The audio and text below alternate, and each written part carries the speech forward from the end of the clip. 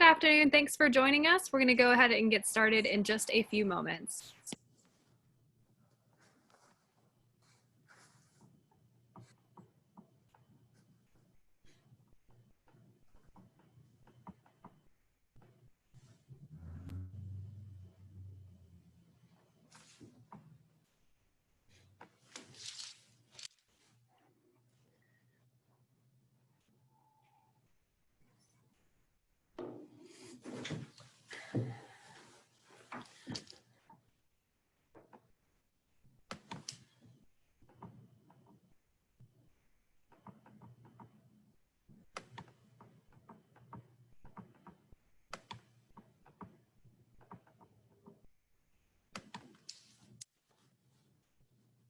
All right, good afternoon, everyone, and welcome to our market update series. On behalf of myself, Jeff Carbone, and Cliff Hodge, the Cornerstone team, we wish everyone a happy fall. Hope everyone is staying, well, today a little dry as we get a little rain here in the Carolinas and a little chill in the air, so hope everyone is enjoying their Thursday. I almost said Wednesday, Cliff, but it's Thursday.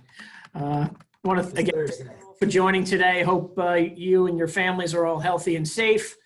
It's been just about a month since our last call or webinar. And since that time, we've seen the S&P along with the NASDAQ pull back around 10% as investor sentiment are looking more at the negative catalyst abound. They were looking at the inability of Congress to agree on additional stimulus, past the 200,000 death mark due to COVID. We had the passing of Supreme Court Justice Ruth Bader Ginsburg on Friday, which are being politicized right now. We've got the elections just around the corner, about 40 days away. Ongoing trade tensions between the US and China, and we could add Brexit into that as well. With those catalysts, it is back. What is it? It is the volatility, and we anticipate it being around for the coming weeks and months ahead. And Cliff, I guess I would say I'm not sure if it really has, if it was ever really gone, or if it was gone away. But we'll say it is back in with a vengeance right now. Yeah, with VIX back above 30. Yep, it's back. The increased volatility, when we have increased volatility, we tend to see more what we would say investor missteps, which are ultimately will detract from the long-term returns for our clients. The desire to try and time the market is one of the biggest reasons in many cases they may underperform or people may underperform. Trying to time the market is usually based upon that emotional response to the volatility, that fear or greed that's out there. It tends to work against most, and in most cases, the chances of winning are basically zero. The emotional decision for some people are the opposite. They may want to go to cash and wait it out. It's just another form of market timing. In this case, we're assuming the market's going to keep going down, and we'll buy at just the right point. Which also tends to work against most people. We remind modern portfolio theory has shown that long-term returns are predominantly driven by one's asset allocation. Over 90% of one's return is made up of a well-diversified portfolio. The other factors, such as market timing or specific security selection, make up a much smaller percentage, as we can see. We all know that the uncertainty of growth in the US, the elections, trade, the virus will all lead to increased levels of volatility and increase our desire to want to do something. We can use the elections, and over the past 7 presidential elections alone, we've seen that increase of over 5 points in volatility. And we all know that 2020 is the elections here is certainly going to be no different. And we need to remind everyone to expect bumpiness ahead.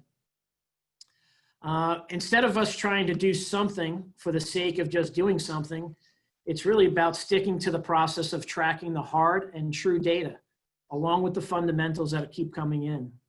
This is what we're continuing to do here at Cornerstone Wealth as part of our investment process. So Cliff, I'm going to start and jump in with you as I know you have your slides prepared. So why don't we start off what you've been watching in the markets over the past couple weeks. Absolutely, Jeff. And before you go on mute, just want to make sure you can see the slides there. We are good, Cliff. All right, good deal. Thank you. Yeah, so we will start as we always do. First, taking a look at the broader S&P 500, and for being up about 2% year to date as of yesterday, it's been quite the ride. So everyone remembers the first quarter of the year when we had the phase one COVID shutdown, fastest 35% drawdown on record. Then in March and April, we had what we refer to as phase two, the reopening of the economy and the stimulus.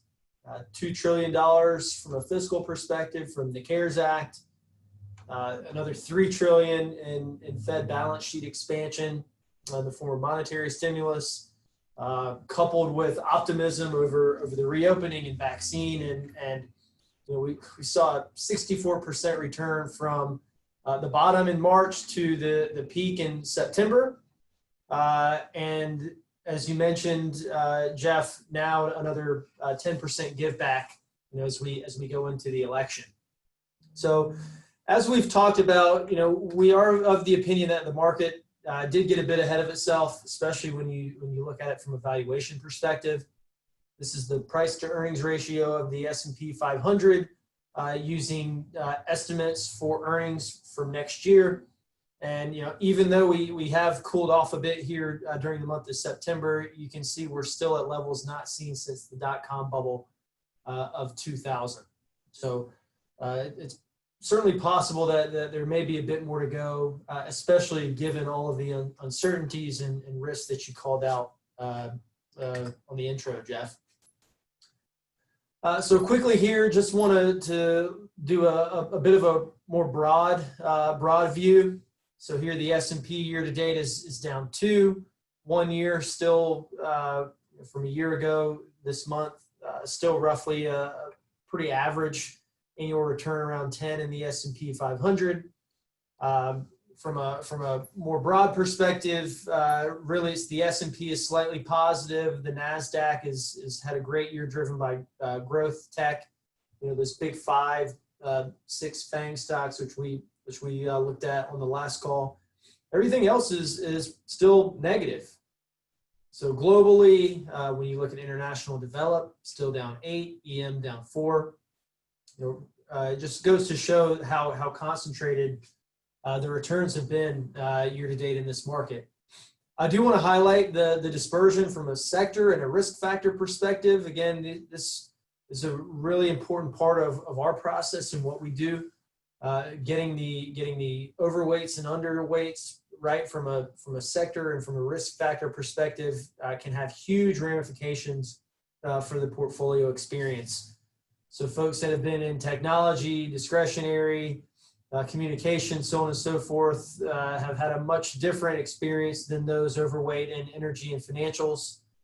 Much in the same as folks invested in growth momentum and even quality stocks have had a much different experience than your value and the higher yielding portfolios. So really been quite, 2020 has really been quite the year. However, and this is a pretty interesting chart here, when you look at returns historically, essentially what this chart does, going back to 1928, we look at what the average returns, rolling returns are for all years in purple, for election years in this teal, which we'll highlight here momentarily, midterms in green, and then just your standard non-election here in the darker blue. What we've seen is that really since the summer, it has kind of followed this historical playbook fairly closely. You get this summertime rally, which we see in election years, and then you hit a pocket of volatility here, really beginning in September, and right on cue. That's exactly what we have seen so far, and so historically this does persist going into and up to the election. But then I do want to call your attention to this, the year-end piece. And certainly there's no guarantee that this year is going to play out as the averages do, because it's one particular year versus a series of other regimes and factors. However, what I will say is that and we'll talk about this momentarily, that our models are picking up the chance that GDP will finally begin to inflect higher in the second quarter of 2021, given that markets are discounting mechanisms and will tend to front run the quads and the models. The setup for year end could be pretty good. So a lot of things can certainly play out between now and then, but wanted to share a bit of that historical perspective on the call today as well. Yeah, thanks, Cliff. I mean, because a reminder with the market recovery, again, talking about the fiscal and monetary stimulus, how much impact that has really had on that. I know you're going to share some other slides and talking through that. So again, realizing the impact that has had on this recovery. And then when you look at, this is not a broad-based recovery. This is not every sector performing and doing really well. This is still very pretty much very narrow from a global perspective as well as sector perspective. So keeping that in mind as we go into our next as always, kind of talking about the economic data. So why don't we go into what you're watching there, Cliff? Yes, you're right, Jeff. This is a very bifurcated market, and it does tend to line up with our view, which we'll talk a little bit about here. But thought it would be a good idea to provide an update on the business cycle. So as clients and listeners should be aware now that the business cycle is really the foundation of our investment process. So how the economy ebbs and flows through time. Typically a full cycle lasts anywhere from 7 to 10 years. The view here is now that we've kind of experienced the worst of the recessionary contraction, but we are not quite yet to the early expansion phase, as we see right here with China. And I did want to call this out because as people will remember, China was hit by the virus and the shutdown prior to when we were affected here in the U.S. And so it does make some sense that they are, in essence, leading the globe out of this global contractionary phase.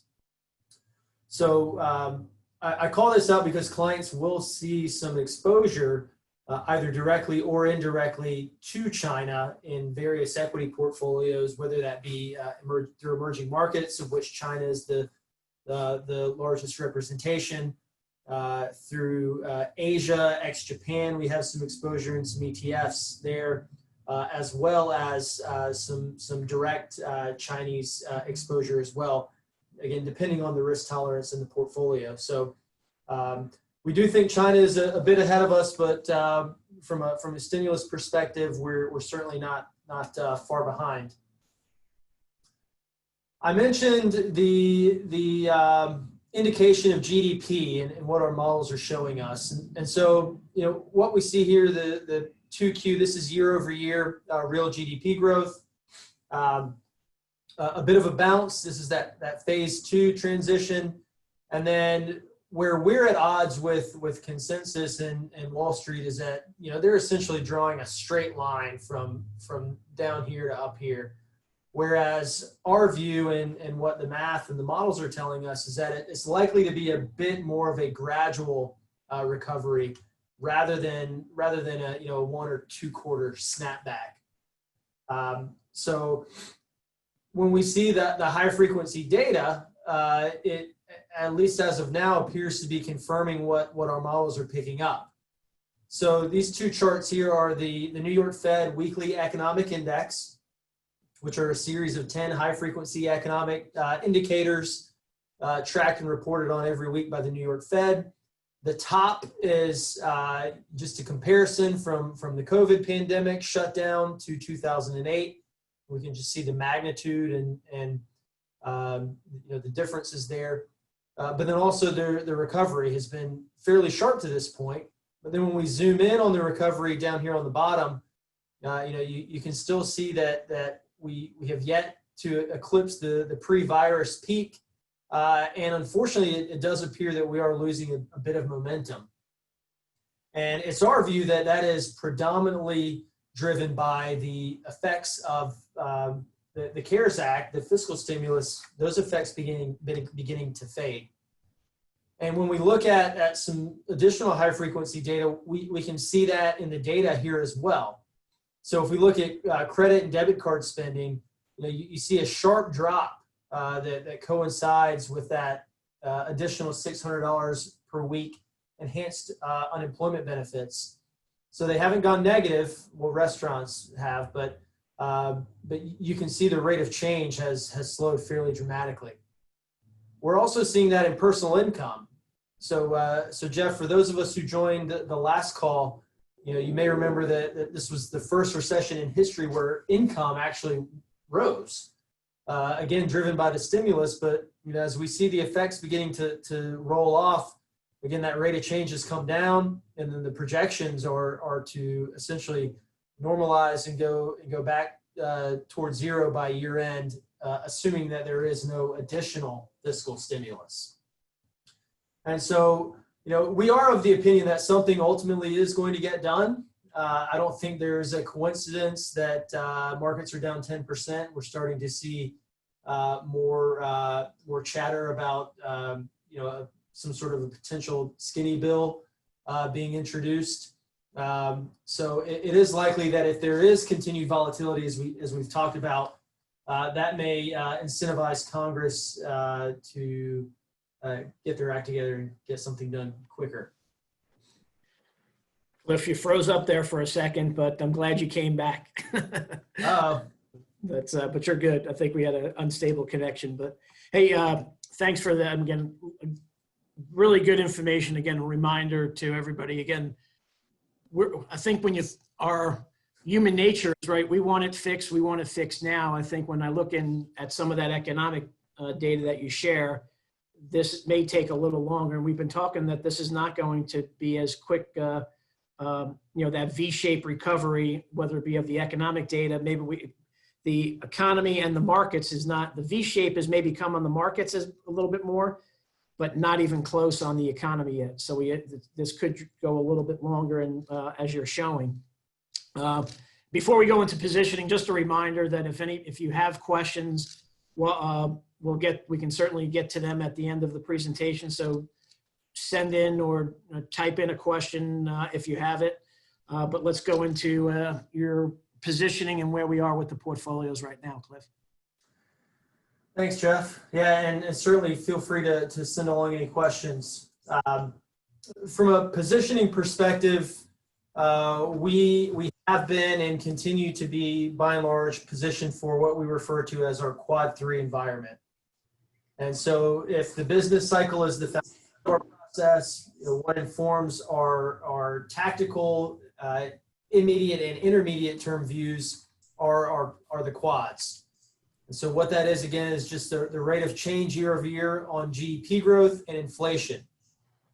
So we have been in a quad 3 environment, which is where, again, growth slows, but inflation essentially just stops going down and ticks higher year over year. That's when we employ what we refer to as the barbell approach.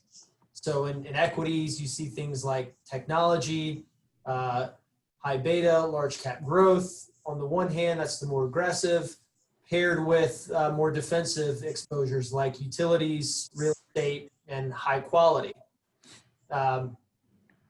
Right now, our base case for the fourth quarter is that we continue to have another quad 3 environment. But there is a caveat. Our models are picking up about a 40% probability of quad 4, which is important because when the economy goes through a quad 4, markets don't like that one bit. It's a risk-off environment. And so we can see that in the data here. When we look back at the returns by quad for the S&P 500 going back to 98. Quad 3 is fairly flat. Quad 4 is historically the negative expected return environment.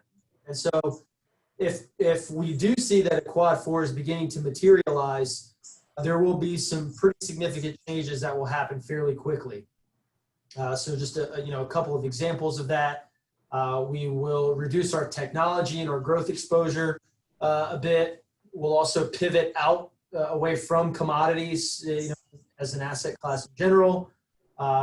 However, gold historically does well in both kind of environments, which is certainly good as well. But the way that we will ascertain the most likely probability is through the signaling aspect of our process, because the market signals can front run the quads. And so far and away, what some of these things are, far and away the most important signal is the US dollar. So in macro, if you can get the direction of the dollar right, you can get a lot of other things right as well. So we're really keenly focused on the dollar and what it's doing relative to other currencies. So a strong dollar and a rising dollar is a sign of a Quad 4 environment, along with these similar sets closely related commodities. So weakness in oil and copper especially. The reason for that is because commodity price inflation is a leading indicator of CPI, or government measured inflation. So in addition to the dollar and commodities, those are certainly the most important too. We're also monitoring yields. Yields tend to fall, and defensive equity sectors tend to outperform here as well. So that's the current outlook for year end. As of now, we have not made many strong pivots, but we do, we'll also highlight, we do have exposure to things that work in both, right? So utility REITs, they work in both. And some other things on the fixed income side as well, in treasuries and investment grade credit. So that's the positioning outlook. And then last but not least, Jeff, you mentioned that we are 40 days away from the election. Certainly going to be some fireworks as we get ready to go into to debate season and early mail-in voting. But I am happy to announce that we are going to be hosting an election call on October the 14th. Fidelity, who many of our clients are familiar with, will be providing one of their government relations liaisons to give an update and a deeper dive on the election. So we'll certainly have a lot more information on that, but I did want to provide just a couple of quick talking points. So the first, as we saw earlier in the presentation, volatility around election time is typical, but it's also typically short-lived. So, as we go into this particular election, which has a lot more noise and division than usual, Jeff, you hit the nail on the head earlier in the introduction that, the last thing we want to do and want clients to do is to make emotional decisions because they think they have an idea of how the market is going to react given, some sort of outcome. We're all old enough to remember back to 2016, what happened, what everyone thought the market reaction would be, and then turned out to be completely different. So that's certainly always something that can happen.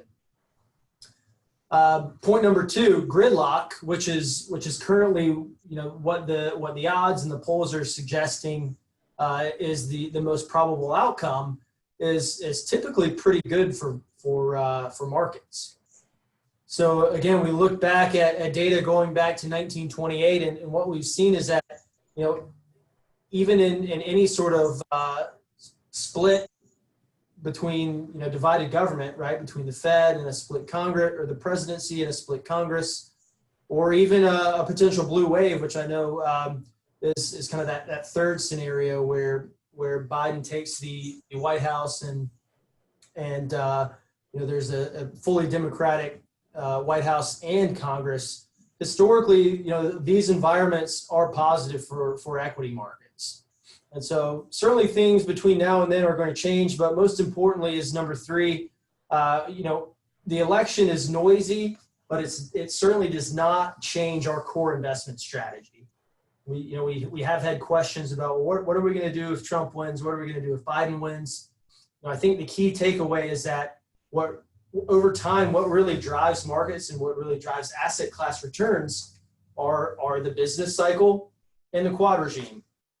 So because there's an election that's not going to change what we do day to day, there are certainly tactical shifts below the surface that we're game planning and doing some scenario analysis on those as we speak. But certainly don't want to reiterate the point that our core philosophy does not change regardless of who wins the elections. Last but not least, just a couple of key risks to hit on briefly. If we don't get a CARES Act 2.0, markets aren't going to like that. If the overvalued equity markets get quad forward in the fourth quarter, there will certainly be some additional volatility in the markets as well. That's that scenario that we're currently monitoring. And then last but not least, if there is any sort of politicization over the Supreme Court, it could lead to a government shutdown. The good news there is that sounds like the House has passed a resolution through December, but this day and age, things can turn on a dime in DC. So, Jeff, with that, I'll turn it back to you for final thoughts and then any questions.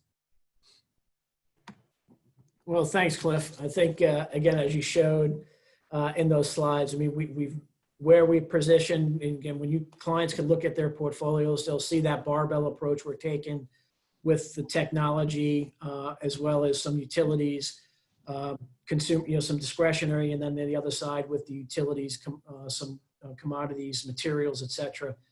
So again, we're using that barbell. I think as I opened, it was not, the intent is do something for the sake of doing something. If we're doing something, it's because there's something in the process that's showing us it's time to make a change. As Cliff said, the biggest one we're continuing to watch right now is if we move from that quad 3 to a quad 4, what position changes should we make to go into a more protective mode? Cliff, in that chart, when you showed it's, quad 4 is the worst scenario for the equity markets, right? That was, we could think of quad 4 was March and April of this year. If you think about the positive side, 2019 was basically a quad 1 year of Q1. And you saw that in that chart as well. So again, our job is always is about growing our clients' money, but also there's going to be times where we need to be more protective of our money. And that's where our process continues to flow and follow. So, Cliff, I think you've done a great job because we don't have any questions today. So we can kind of come into we'll kind of come into a wrap then today. You mentioned the event with Fidelity. We'll have an invitation sent to everybody on the October 14th event with Fidelity on the government and probably what's going on, the elections, Washington, everything. We certainly allow for questions as well. But also know that in addition to the market update webinars that we're doing, we've also been holding financial planning based webinars. We'll have one coming up in October.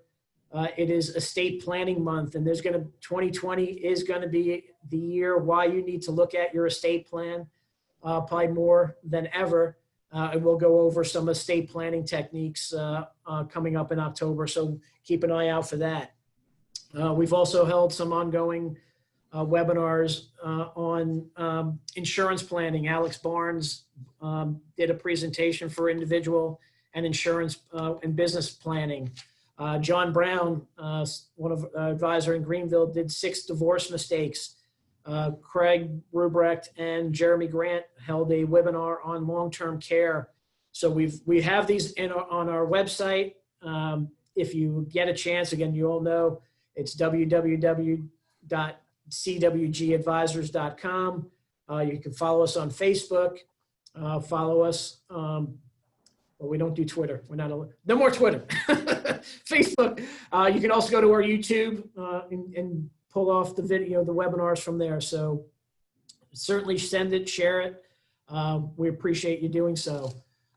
If there's any webinars or topics that you think we should be covering, let us know that as well. Shoot me an email, shoot Cliff an email, or Ashley. We'd love to put together a topic that is of interest for everybody. On behalf of the Cornerstone Wealth team, thank you, Cliff, for your insights today. Always appreciate our time together.